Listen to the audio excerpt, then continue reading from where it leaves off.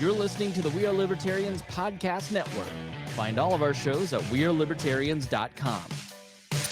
Welcome to the Chris Spangle Show. Thank you so much for joining us here today. My name, obviously, is Chris Spangle, or else, it's self-explanatory. Today we're going to talk about barriers to investing. This is a fascinating subject that I knew nothing about until I saw the article in Real Clear Markets, part of the Real Clear Politics group. And my guest is Danielle Zanzalari. All right, I think I got it. Danielle Zanzalari is an assistant professor of economics at Seton Hall University, Garden State and Initiative contributor, and Young Voices contributor. She writes personal finance lessons plans for high school students across the country and deeply cares about personal finance education. Danielle, thanks so much for joining me today. Thanks for having me on. Happy to be here. So, it's a rare person who is involved in economics and personal finance. You seem to be involved in both. Yeah, I was kind of torn between going to graduate school for finance or economics. And so I went for economics because it's more broad. And then I have focused right on those two topics that I love, financial economics. I love talking about banking regulation. You must be fun at parties, Danielle. Yeah. I mean, put me in a room of economists. It's my favorite time. So yeah. Actually, on my birthday this year, I was at a conference with economists and my sisters texted me and said, that sounds awful. I'm like, this was like the best birthday ever. I loved it. People say that about like libertarian party conferences too. Like, it's so nice to not feel alone. Nobody around me really wants to talk about this stuff, but I'm sure if you go to like an economics conference, you're surrounded by your own, and it's a nice little community. Absolutely. Yep. So we are talking today about your article in Real Clear Markets. The GOP must reduce the barriers to investing by the poor and middle class. Can you tell us what your article is about? Give us the thrust of your argument. So the SEC has a rule that says that you cannot invest in certain types of assets if you are if you don't make enough money. Essentially, they and so my article is basically saying, hey, if the GOP gets control of Congress, they should really look at this and change this. More specifically, through Regulation D, the SEC says anybody who makes under $200,000 a year, or a couple, spouse and someone makes under $300,000 a year, not including your main residence, or you don't have one of the special financial licenses, you can't invest in real estate startups or syndicates. And so essentially, it's prohibiting people that don't have a high enough net worth from investing in certain assets. And these assets tend to come with tax advantages. They tend to help you get different returns, maybe some outsized returns. So basically, they're prohibiting investing in things that can make you money based on your income level. So this is odd to me because I could use your help. I'm not great at money management or investing. I spent all my investment on podcast equipment. So that tells you where I'm at, Danielle. But explain a real estate syndicate and some of the actual products that are being invested in, because I don't know. I mean, those of us who are middle class may not have even heard of some of these. Right. So, a startup company could work. So if you want to invest in maybe a college classmate startup, you could invest through, if you can only invest technically if you're an accredited investor. A real estate syndicate means that a bunch of investors pool their money together to buy a real estate asset. So typically we're not talking about single family properties. You're thinking about like these very large apartment complexes that cost millions of dollars that, one investor typically doesn't have $5 million to invest in an apartment. But if you pool together 10 families, 20 families, you can.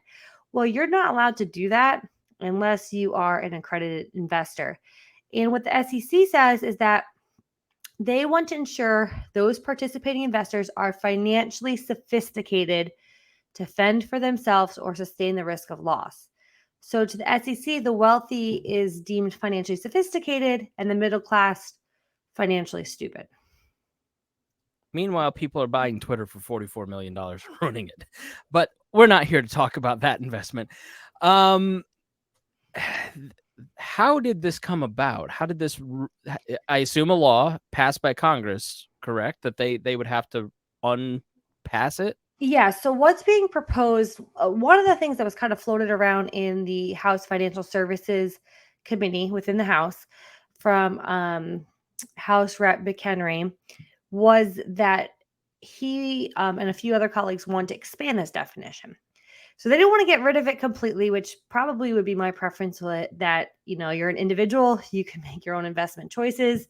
If you sustain, loss, that's kind of on you. We don't want to talk about fraud, but, genuine loss, people lose money all the time. Doesn't matter if you invest in Apple or real estate. But what his definition that he wanted to propose is that anyone who invests more than 10% of their income can be an accredited investor. So even if you make $50,000, 10% is $5,000. If you invest $5,000 or more, you can actually invest in these sorts of assets, which is great. That's a lot more inclusive. It's not a threshold that you have to make $200,000 in a given year, but it's still not, as accessible. My money and I can do what I want with it. Yes, exactly. And I mean, the thing is they worry about investors losing money, but you can lose money on any investment, whether it's an Apple stock with an Apple product and a company that's been around for years that's very sound, or a real estate investment deal. You're always still protected against fraud from a lot of the other agencies, such as the CF. I'm like blanking on the acronym right now, and I apologize.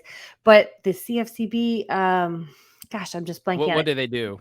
They basically they make sure that there's all these disclosures, that banks have to operate in good faith, that basically you can't fraud people out. So for example, with the cryptocurrency issue going on right now with FTX, they committed fraud by taking investors' money and doing something illegal with it. That's always been illegal. So it doesn't matter if that happens in real estate or crypto, that's always illegal to defraud investors.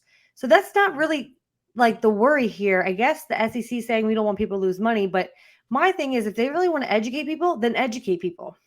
If we're saying people are too financially stupid, then we need to fix our education and get financial education in there, not prohibit people from doing something. As we all know, you kind of learn by doing a lot of times. I know that the way I started investing, the way I started investing is you got to put money out there and you actually got to do it. You can read all you want, but until you do it, you don't really get a feel for how things work. And so kind of my work with this really started when I became an accredited investor, unbeknownst to me. And when I have a partial share of a property of a hotel. Now, I am not rich enough to own a hotel by myself by any means, but I can contribute a small sum of money and have a small sliver of that hotel owned by me and a bunch of other investors. But that's an opportunity that I would have not gotten unless I was able to get these opportunities. Yeah, because you talked about an app, a service, or something. It sounded sort of like the thing that I've played around with. What's the app that it's like starts with an S? It's not Stripe. I don't know. Stash, where you can buy like fractional pieces of a company. You can spend 30 cents on a share of stock if you want. It allows you to invest in companies where I don't necessarily have the money to buy 5 shares of Apple, let alone 500 shares of Apple, but I could buy 5/10 and kind of allows my money to grow by 20%. And apparently you talked in your article about services that allow you to do what you did, which is buy fractions of a hotel. And by the way, do you walk into the hotel and like throw your weight around? Like, do you know which hotel you own? Dallas, so I knew the area quite well. So I felt really comfortable investing in it. Okay.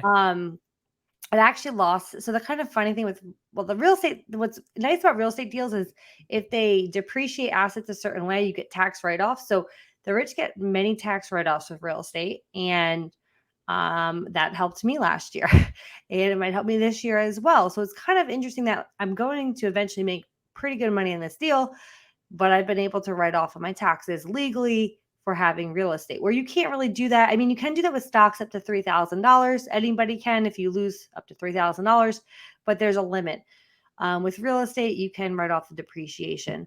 So one of the things that makes this more accessible and why this is a much bigger concern, I think, now than maybe 10 or 15 years ago, is tech has been innovative. We have financial technology everywhere.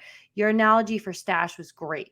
You own a fraction of a share, so you don't need to have over $2,000 to own or previously own an Amazon share of stock. That's a lot of money to own one share of Amazon, but you could have $50, $100. It's kind of the same way here with real estate. The thresholds are a little bit higher than that, but it's still allowed, and it depends on platform, but you still could get a, kind of skin in the game. There's deals like owning an office building in Miami. You can own a big apartment complex in Kansas City, right? And so you're owning part of these and you're getting your feet wet with real estate, particularly, or you can be in a startup company as well. And so you're allowed to put your money in places that can make you possibly more money than you could in the stock or bond market. But even if you can't make more money, it's the idea that you're diversifying your assets and you're allowed to do that because you're a human being that should have those sorts of choices and not have the government restrict them for you because you don't make enough money. And it's just so paternal. Like it's definitely deciding who is in the wealthiest classes and who is not. And it's saying, well, you stupid poor people in the middle class just don't know what to do with your money, so we're just going to take care of you. Where, somebody who may make $500,000 a year, they may not be more fiscally responsible than somebody that makes $50,000 a year.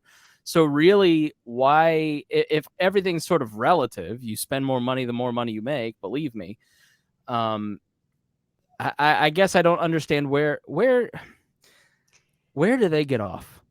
How dare they? I think it reduces competition, right? So the wealthy are competing with everyday people for this capital, right? They don't have to compete with millions of people. There's a small pot of people that could invest in these sorts of things. Yeah, the AMC movie guy, his CEO stepped down today. That's a great example of all of a sudden those poors with their fancy apps on Robinhood are disrupting our predictability. Right. You also have I lost my train of thought here. Well, you were saying it reduces the competition, which is such a great point. Yeah, that they don't want to compete.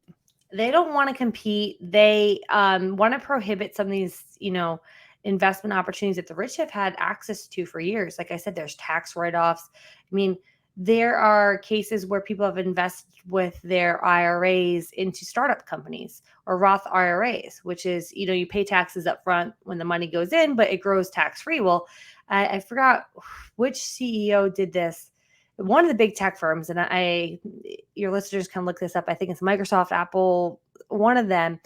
The owner owned all of their shares in a Roth IRA. So when this tech company took off, they owed no taxes on this.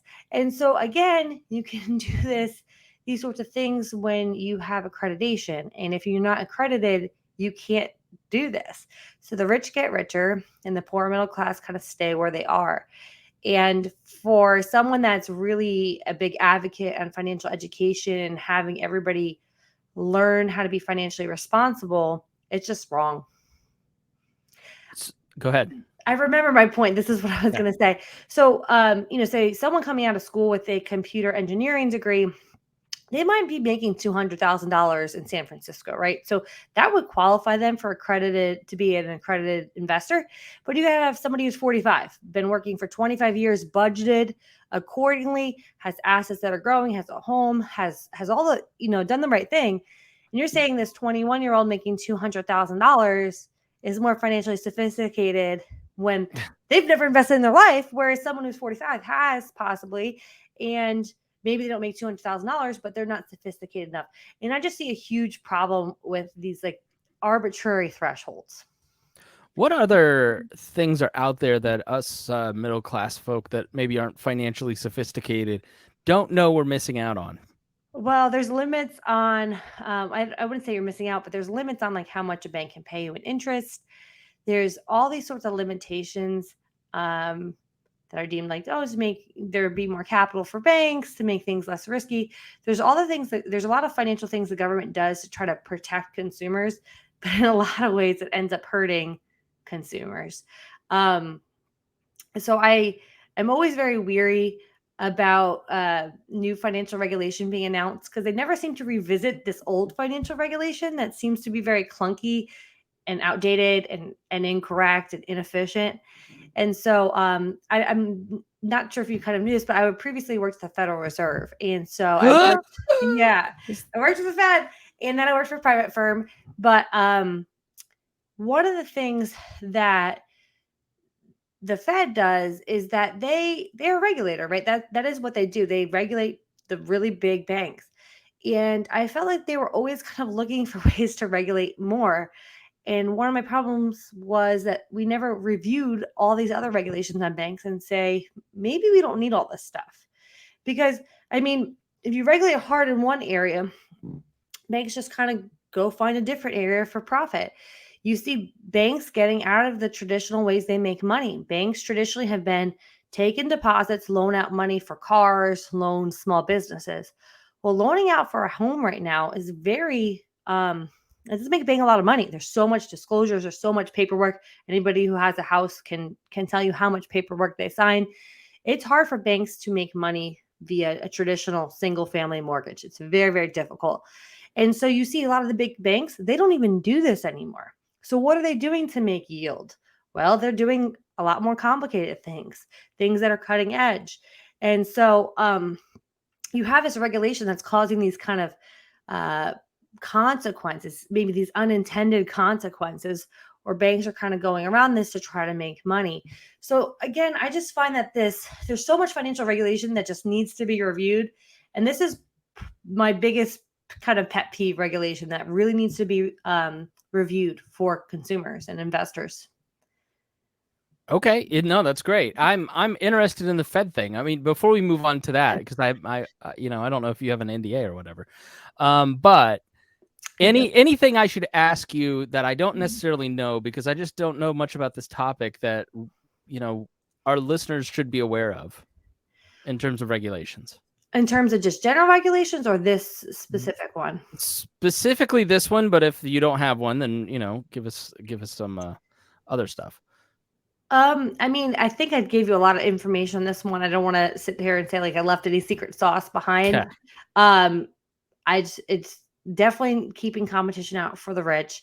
It's definitely hurting the poor middle class under some guise that, hey, you're not sophisticated enough to do this. We're protecting you. Don't worry. We're Big Brother. We're protecting you. And they're not. They're hurting you. They're hurting you from getting tax breaks. They're hurting you from making big returns. And from just a freedom perspective, it's just not very free. It's very limiting in your choices. And that's just something I'm usually not for. Me neither. So let's talk about the Fed, because I've been a libertarian since 2007. I love me some Ron Paul. Somewhere over, in this direction is the End the Fed book, right? And that's sort of the common refrain, is right. I don't have the End the Fed book, but I have a bunch of what you're talking about. Yeah. Yeah. Right. I don't want to presume you're a libertarian, but you're probably in that direction if you're working. I'm much more of a free market economist, I would say. I don't like to give myself a political bucket per se, but much more of a free market economist. Okay. Less government regulation is preferred. Yes. And so the common libertarian refrain on fixing inflation is ending the Fed. Evaluate that talking point. I mean, that's a very big libertarian. I feel like there's two sects. If that's a very big libertarian talking point, probably more mainstream party where that's gone. And that's where I deviate a little bit from being in any like specific political party bucket. I think the Fed. You mean too much about specific things to be lying to people? I don't feel like one ideology kind of just fits me. I go with economics pretty much all the time. And so that could leave me, any which way, because we know politicians just say something to get your vote, and it doesn't mean it's economically sound. Right. But so I do think the Fed can cause inflation. I do. And I don't want to sit here and say that they have not been complacent in the recent, run up with inflation. It's been easy money during COVID to borrow. They were lending to municipal governments, which they never really did before directly, like state and municipal governments. Although not many took it, there was that backbone that any state could do that. Of course, Illinois did borrow from the Fed directly, but not many states did. They allowed, businesses to borrow directly from the Fed, not just via banks. And so it just became a way to get easy money. But that coupled with a lot of supply chain issues and what fiscal policy was doing with the PPP loans, direct unemployment claims, those have all led to inflation. But I'd be amiss to say that a lot of this is not a supply chain issues. It's much more supply chain issues. But it seems like, it's the government's not doing a great job to encourage an increase in supply. That's what fixes our problems. I am happy to see the Fed raise rates, though, Diane. That's one way to kind of help slow down inflation, and they're doing that, and they're doing it aggressively. It's going to sting a little bit, but it was a little bit late, in my opinion. It was a little late, but it's better than not doing it. So you're interested in personal finance, and you understand a lot of this macroeconomic stuff. And we've done a few episodes about 2023, and that it could be a little rough in terms of an economic downturn of some sort. Many people predicting it's not going to be as bad as 2008, which means it could probably be worse than 2008, or it could be better. We don't know. But if you're talking to somebody who is maybe living paycheck to paycheck, or a little better than that, right? Like, how do you prepare for a recession? This is not financial advice from Danielle personally. This is just her opinion on a podcast. So please don't take that as financial advice. But I'm just wondering, like, what you would generally say to somebody who's in that position, and what can they expect to plan for over the next year? So my financial education advice that I teach students is kind of simple sounding. That doesn't mean it's not hard on your budget, which is you need a 3 to 6 month emergency fund. So before you get to the point of a recession, you need to be saving. So if a recession does hit and you do lose your job, you're not scrambling. That might be hard for someone living directly at the paycheck, paycheck to paycheck, but finding $10, $20 each month to save and stock away until you get 3 months of your living expenses saved is tremendous cushion. And then you always should maintain a budget of 20% savings. The other categories, I kind of always teach 30% housing, 30% needs. So car loan, gasoline, groceries. 20% wants, so eating out, DoorDash, movies, Netflix, that's a want, that's not a need, and 20% savings. So the idea is that if you save 20% of your money and you're living off of 80%, you're going to be in a really great position for retirement. You're going to be in a really great position if there's a downturn. And so a lot of the work comes up front. So if you find yourself kind of stuck, like we're in a recession, you lose your job, try to do the best you can to try to find a job right away and get your bills paid, but then start thinking ahead, because that's really how you get through it. All right. Well, shameless self-promotion time. I really enjoyed talking to you. You had a lot of great information. Where can people follow you and get more information if they'd like to? So the best place is to follow me on Twitter at Zanzalari. So just D and then my last name.